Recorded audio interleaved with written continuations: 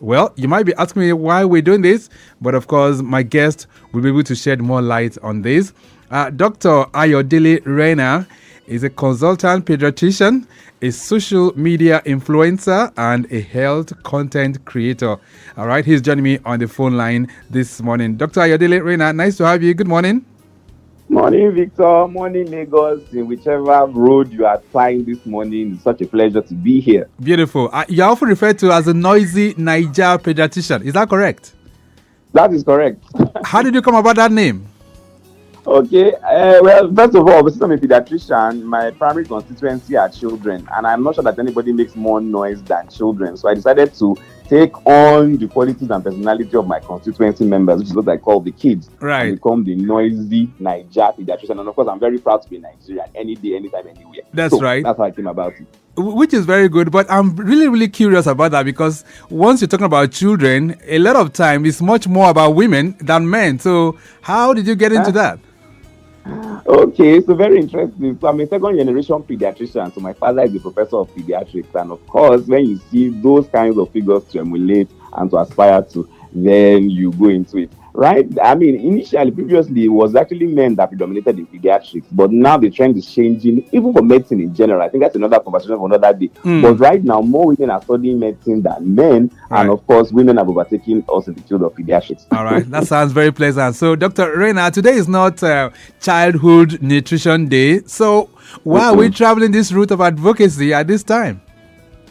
Because really, Victor, there is no day on which childhood nutrition cannot be advocated, because one of the only ways in which a child can grow physically is through nutrition. And nutrition plays such an important role in the child's brain development and general well-being that to ignore nutrition would be to ignore the most pivotal aspect of a child's existence. Right. And so every day is a day to discuss nutrition. Okay, well, I hear you, but why are you particularly interested in nutrition for kids under the age of 5? First of all, Victor, tell me, did you know that by the time a child is 5 years old, the size of their brain is about 80% of what it will be throughout their lives? Such that if you miss the mark in a child below 5 years, as far as brain development and growth of his brain is concerned, by the time he hits 5 years old, that means that if a brain that was supposed to have been, let's say, for example, 100 grams by the time the child is an adult ends up being only about 60 grams, meaning that it reached only 60% of its potential. It means that the nerve thinking capacity, reasoning ability is going to be 60% of what it should actually be for the rest of the child's life. And that, unfortunately, is what is happening to a lot of children. I now wonder why a lot of our people are not, thriving the way they should. This is part of the problem. All right. So when you assess children generally in this part of the world, Dr. Renner, do you think they are feeding well? Victor, let me send the question back to you. Do you think they are feeding well? Well, so the reality I am not a specialist in this area. I can only talk about my own child. So, but you deal with children all the time. So, are they feeding well? I see. Let me just as an example. I see at least 3 malnourished children in my practice in public health every single day.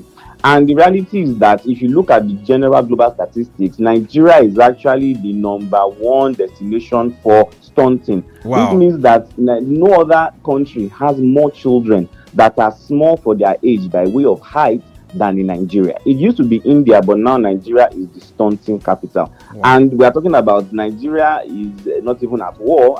So this means that countries that are at war have better figures in terms of the height of their children for their age than we do in Nigeria. And of course, many factors contribute to this. And this is something that can be verified, UNICEF, WHO.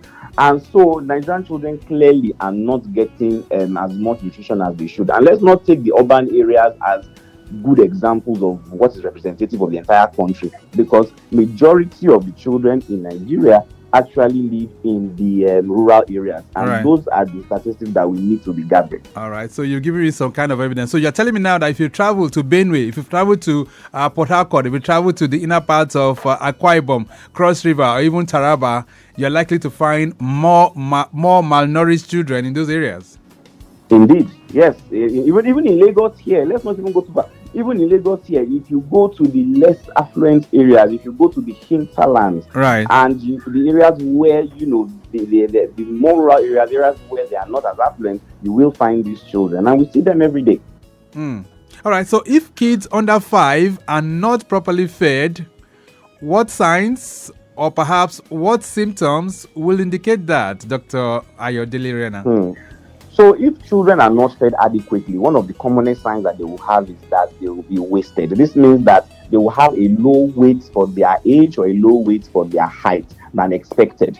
And so they will appear lethargic, weak. They will appear, really small for their age. Also, they can have a small height or reduced height for their age. So if you expect, for instance, a child at 2 years to be maybe a certain height, they are significantly less than that.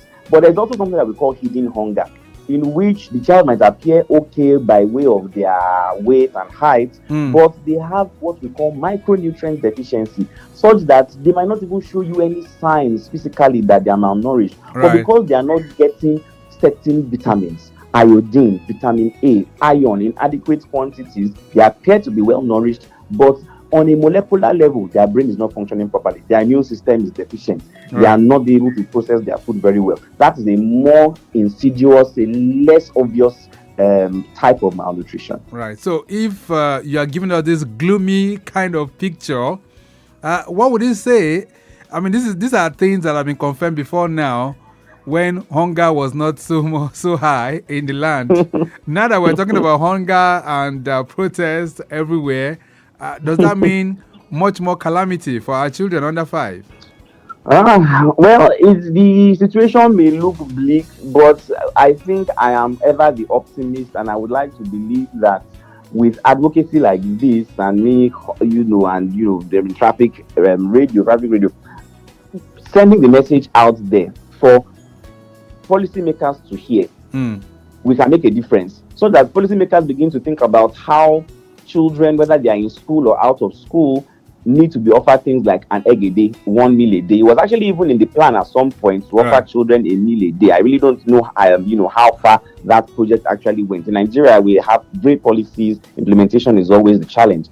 And so policies like that would be really great. Health education for parents, to let them know the types of foods that they should be giving to their children, because there's a tendency for us to pack carbohydrates and then neglect things like fruits and vegetables and protein of high quality. Right. And beans, by the way, isn't protein of very great quality. It's a pack beans. So you are going to okay, so I need you to take that very well, because that's my next question for you. So what are the essential nutrients that parents should provide for their kids in order to foster their health? Okay, so Victor, we have the macronutrients, as in MACRO, and then we have the micronutrients. For the macronutrients, we're talking about carbohydrates, fats, and proteins. And we're talking about good organic carbohydrates, potatoes, yams, rice, starches, pasta. Protein of animal sources are much more high quality than protein of plant sources, but both are necessary. We're talking about beef, liver, fish, seafood. Fats and oils, the usual. Then when it comes to the micronutrients, the most important ones are vitamin A, which sugar is usually fortified with, iodine, which is also placed in salt, and then iron, which some cereals are fortified with. Vitamin A, iodine, and iron are very important to help the child to fight off infection and to reason and have intellectual capacity. Okay. All right. So vitamin A, very, very good, you said? Yes, for eyesight and for immune competence. All right. Lagos Traffic Radio 96.1 FM. We're looking at essential nutrition for kids under the age of 5, and the man often referred to as Nigeria's Noisy Pediatrician is joining me on the phone this morning, Dr. Ayodele Renner. You want to also ask him 1 or 2 questions, feel free to connect with us. Some questions are even coming in on WhatsApp already. 08099120777. This one says, good morning, Victor and Dr. Renner. How much water should a child under 5 drink daily? Regards, Zainab from Ojota is asking that question. So, okay, I mean, that's a really good question. Now, a child under 5 years should drink as much water as they want to drink. However, there is a caveat to that, in the sense that if a child is drinking water and then they seem to be losing weight as well, or they seem to be always tired, always lethargic, then please, you need to go to the hospital for a hospital visit, because excessive thirst in association with excessive urination with weight loss and general failure to gain weight and do well is associated with certain conditions like diabetes. So please let your child drink water liberally. Right. It's difficult to put a very specific figure to how much water a child should be drinking under the age So of do 5 you years. mean children can also get diabetes? Children can get diabetes. It's a fact that a lot of people actually don't know. But in my practice, and if you go to the endocrinology clinics, you will see children as young as 5, as young as 4, having diabetes. Okay, so there's something that is very trendy these days, and that is the fact that mothers work. Back in the days, wives or mothers will stay at home to take care of the children. But today, mothers have to go to work, fathers have to work. And so we live in a world where fast food is the main thing. So, are such kinds of nutrition good for our children? So when it comes to malnutrition, there are two types. There's undernutrition and then there's overnutrition. Now, undernutrition tends to be quite common among the low socioeconomic demographic, whereby they might not have enough money to buy all the types of nutrients and the nutritious food that the child requires. Overnutrition, which is things like overweight and obesity, is more common amongst the affluent and the very wealthy because of this whole idea of, sometimes fast food, sometimes just the fact that they're just buying foods that are so calorie dense. Now, the reality is that fast foods are not the best to be giving children on a regular basis. As a treat occasionally, definitely, but putting all that processed food, all that fat, all that calories, all that sugar into a child's body can make them obese, can predispose them to diabetes, hypertension, kidney problems, and insulin resistance later in life. And it's building the foundation for them to continue that kind of lifestyle in their children as well. Right. And so we always say, please limit fast food to celebratory occasions, do more of whole organic foods, fruits and vegetables, and form the best habits for them going forward. Okay, so as I'm driving to work, or maybe I want to drop her in school, the best thing is not for me to pick up a fast food somewhere and give to that child. It is not. So everything really is about planning, having a meal plan, and then making sure that if you can afford it, get help so that you can pack a meal the night before, and then in the morning give it a quick warm, and then head to school with a food pack rather than the fast food. And at the end of the day, really, even if you must buy something on the way, there are healthier options, and I think people need to begin to look for what the healthier options might be, whether it is oats, whether it is some quick sandwich, something that is more nutritious than flour that has been blessed in butter. All right. Margarine and fat. There's a message here for you. It says, "Good day, Victor. How can I introduce new foods to a picky eater?" Amina is sending that one in. New foods to a picky eater is a very challenging topic. And by the way, it's one of the topics that I'm going to actually be addressing along with my panelists at the baby convention coming up on the 16th and 17th of November in 2024. Oh, yes. Okay. You have a convention coming up. Yes, I have a convention for parents, moms, new moms, expectant moms, where we're going to be discussing all these issues, including nutrition, picky eaters, feeding for under 5s, how to deal with introducing, definitely we'll try and touch on that sometime before then. But quite often we do hear of people being allergic to certain foods. So do kids under 5 also have such allergies? As a matter of fact, kids under 5 actually do have allergies. If a person is going to develop an allergy, usually they would have started manifesting the symptoms as soon as that food is introduced, somewhere between 6 months and 1 year. So children do have food allergies, and the commonest foods that children will have allergies to include eggs, wheat, fish, shellfish like scallops, crab and shrimp and other seafood like that, soy. Now, these are the major culprits when it comes to allergy in children. And so when parents are introducing those types of foods to those children, they must observe to see if there are things like rashes, itching, general discomfort, swelling of the face or the lips, or even difficulty with breathing when these foods are introduced. Right. So parents must be very cautious when introducing these foods that I've listed, because they are the commonest reasons why a child will develop a food allergy. Peanuts too. Peanuts are very important. All right. This one says, "Greetings, Victor and Dr. Renner. Say, when should I introduce solid foods to my baby?"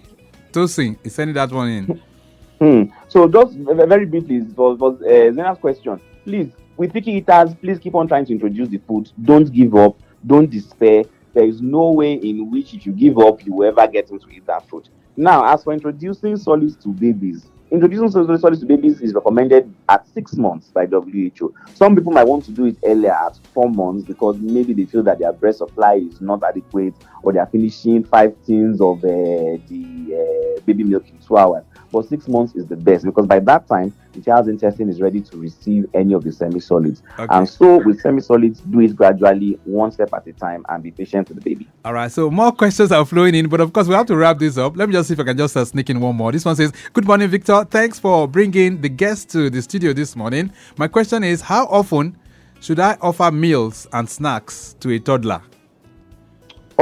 So meals and snacks. So toddler, I'm assuming that toddler is somewhere between 1 year and let's say about 5 years. You know, some people might say 1 year to 3 years. Mm-hmm. So toddlers should have at least about 4 to 5 meals in a day, and then they should have about 2 snacks in between. So 4 to 5 meals in a day, 2 snacks in between. And we're talking about healthy snacks, fruits, vegetables. Occasionally, of course, you can give them the cracker, the biscuits, but that shouldn't be the staple. So fruits, vegetables, peanuts, butter, if they don't have allergies. So those great, wholesome and healthy stuff. So 4 meals in a day, about 2 snacks in between. All right. So that's a lot of money to be spent on feeding. That's very true. So Dr. Renner, let's take this home this morning. What's your advice for us to improve the health of our children when we talk about diets? What's your advice? My advice is, first of all, please follow me on Instagram at Noisy Naija Pediatrician. Noisy Naija Pediatrician, okay? Yes, the Noisy Naija Pediatrician. Follow me on Instagram. I have a lot of content to help parents navigate parenting and healthy eating. Now, the advice that I have when it comes to healthy eating is that please model and reflect the eating behavior. Children are only going to model and relook at what you do, and they are going to form their eating habits based on what they are seeing you doing. So one of the reasons why some children might be reluctant to sit down to eat is because they've never seen you eating before. They only see you on laptop, they only see you watching television, they only see you eating and watching television, so they don't know what it is to eat. So have family meal times where they are seeing you eat. That way they are more likely to model whatever behavior that you are modeling. And the reality is that there are some children that regardless of what you do, they will still want to go their own way. But the likelihood is reduced when they can see you eating the healthy stuff, see you eating on the table, have discussions, and that way the children form the best habits so that they can carry on for the rest of their lives. All right, then. We'll leave it at that for now. Dr. Renner, it's nice connecting with you. Thank you so much for linking up with us this morning. Absolutely brilliant to be having here with you. Thank you for having me on, Victor. All right, then. So, Dr. Ayodele Renner, of course, we call him Naija's Noisy Pediatrician. And, of course, he's been able to take us to the classroom this morning on what we need to do, especially in providing essential nutrients, essential nutrition for our kids under 5. A brief break. When we return, it'll be time to do our birthday.